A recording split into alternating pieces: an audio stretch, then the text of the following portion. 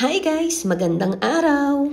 For today's vlog nga ay maaga akong gumising para makapaglaba ng maaga. Hindi ko na kasi ito magagawa pag gising na si Yael. Sa loob nga ng isang linggo ay 2 beses akong naglalaba para hindi ganoong kadami. At habang nakasala nga ang aking mga labahin ay nagprito muna ako ng almusal namin ni Daddy. Inuna ko nga isa lang sa washing ang mga damit ni Yael. Ayoko na din kasing magpa-laundry. Masatisfied talaga ako pag ako ang naglalaba ng mga damit namin. At habang nagbabanlaw nga ako ng damit ni Baby ay may nanonood at tumatawag na pala sa akin. Hindi ko nga alam kung nagkataon lang. Pero tuwing magigising si Yael na wala ako sa tabi niya ay sa cellphone agad siya nakatingin. Ito kasi ang nagsisilbing CCTV namin kapag may kailangan akong gawin sa baba at tulog pa siya. Bago ko nga siya paliguan ay inuna ko muna na isampay ang kanyang mga damit. Noong last check-up nga ni Yael ay isa sa mga tinanong sa akin ng pedya niya ay kung nakakaupo na daw si Baby. Sabi ko naman ay minsan sinusubukan ko siyang iupo pero laging nakasandal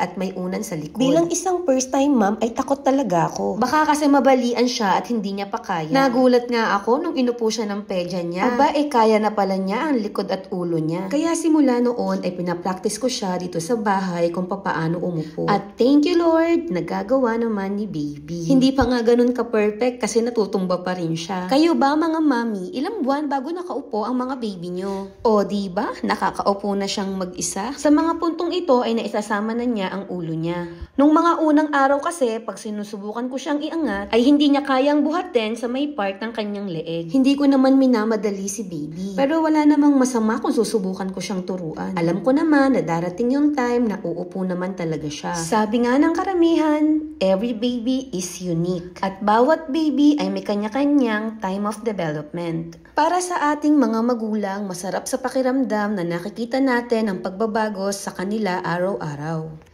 At tayo ding mga magulang ang unang magtuturo ng mga bagay na dapat nilang malaman. Alam ko na simula pa lang ito sa mga dapat kong ituro kay Baby. At walang katumbas ang saya kapag nakikita natin na natututunan nila ang mga bagay na tayo mismo ang nagturo sa kanila.